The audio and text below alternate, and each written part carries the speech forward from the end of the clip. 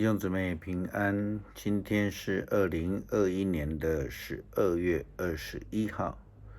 今天的经文是诗篇113篇，创世纪25章19到28节，罗马书第8章18到30节。今天要跟大家分享的主题是主的荣耀。好多年前有一本圣诞的清唱剧，它的谱名呢是叫做《从荣耀降临》。记得出版的当年，几乎我所认识的教会都唱那一本作为这个圣诞节赞美礼拜的诗歌。但是我们如果从福音书的记载去了解降生的故事，却好像看不到那种荣耀的感觉。因为呢，耶稣在马槽降生，然后是社会的边缘人，那些牧羊人们，以及那个外邦在黑暗当中看星星的这些人，这些博士来敬拜他。我们在过去的这个圣诞主日信息里面，我们用但以理书第7章第9到第10节、13到14节提到，经文中讲到了那位万古永存坐在其中的一个宝座，他的衣服像雪一般的洁白，头发像纯白的羊毛。在晚间的异象当中，我看见有一位仿佛人子的驾着云而来。在这里很明白的告诉我们，耶稣基督是从荣耀降临。我们在根据这个约翰福音第3章第16到17节的经文，其实也非常明白的告诉我们，经文说上帝他爱世界，甚至将他的独生子赐给他们。这个耶稣基督就是从上帝的荣耀那个宝座降临的。昨天我们延续了这个以扫跟雅各出生的故事，我们谈论到他们的彼此相争，也相争之后呢，雅各他就逃到这个美索不达米亚他的舅舅拉班的家里面。我们也看到了他的舅舅跟雅各之间的欺骗和相争。在今天的圣经记载里面，我们也看到雅各家本身的相争。那一对原本是姐妹的，现在是为了能否为雅各生育而在那里争风吃醋。他们受到文化传统的影响，把这个能不能生育看作为这个荣耀跟蒙赐福的一个依据或是标准。因此他们想尽办法用自己的方式要来得到荣耀跟赐福。上帝的荣耀跟赐福真的是这样子的吗？这样的做法就好像台湾传统宗教想要用自己的方法去改运一样。真正的荣耀与赐福从哪里来？我们要怎么样获得呢？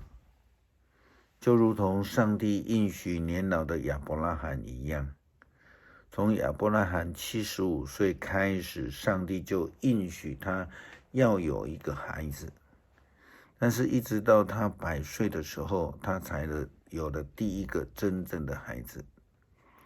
在此之前，他的太太想尽办法要让亚伯拉罕有个孩子。当然我们可以想象，一个65岁以上的人，他怎么能够再生育呢？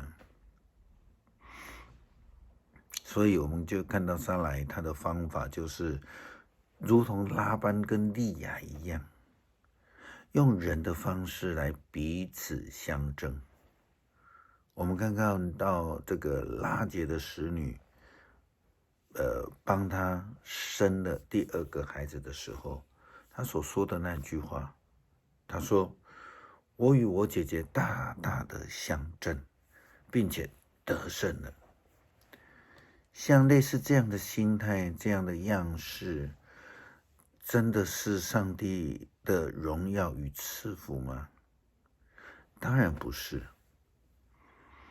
我们看到，当拉结自己真正生下了约瑟自己的孩子，那个时候才是真正从上帝而来的一个应许跟赐福。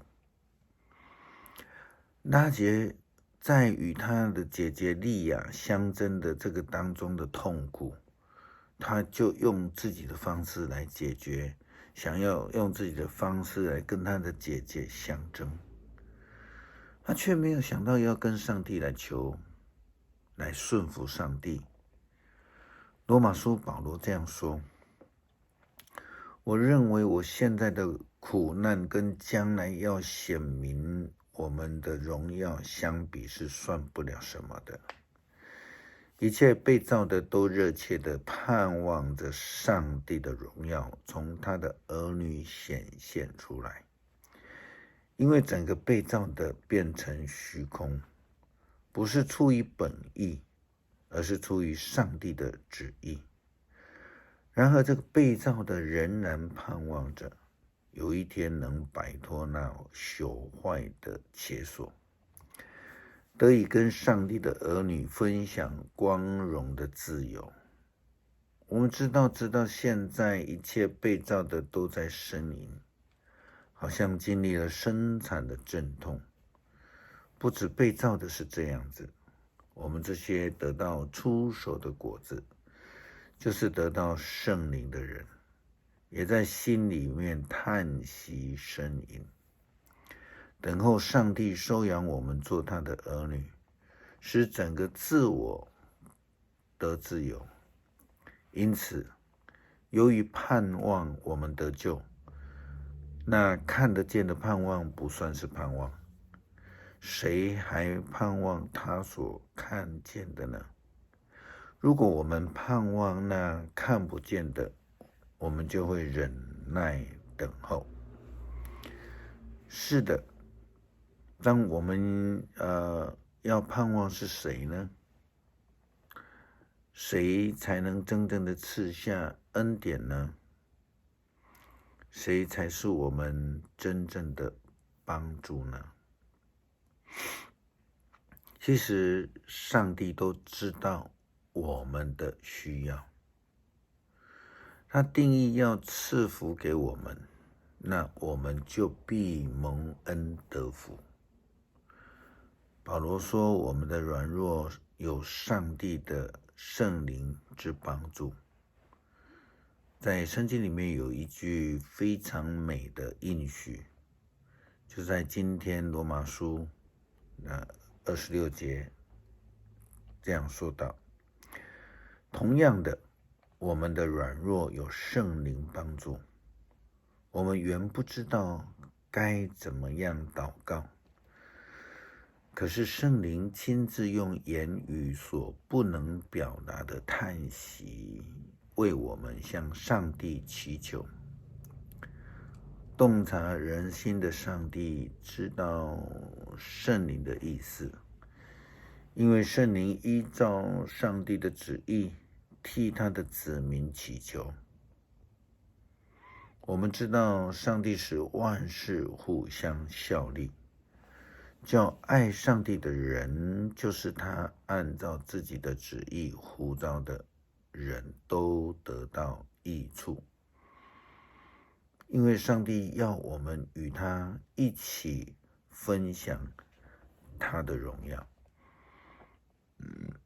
我们一起来读诗篇113篇。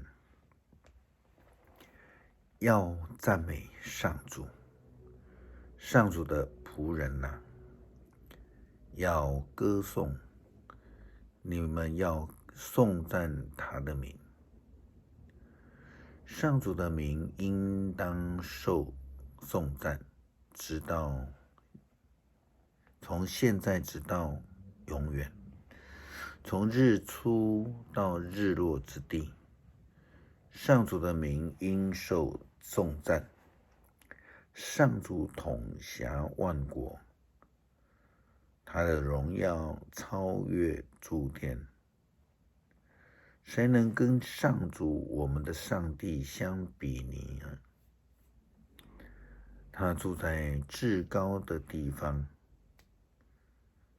但是他俯首垂视，观看诸天和大地。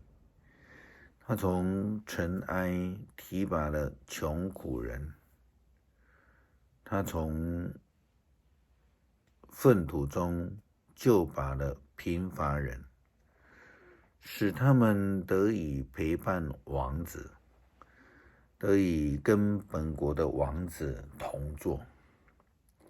他使不能生育的妇女在家受到敬重，赐他儿女，使他喜乐，要赞美上主。我们一起来祷告，求主让我们能够蒙恩，同享他的荣耀。透过我们的软弱，上帝彰显了他的救恩，使我们蒙恩得救，能够进入他的荣耀。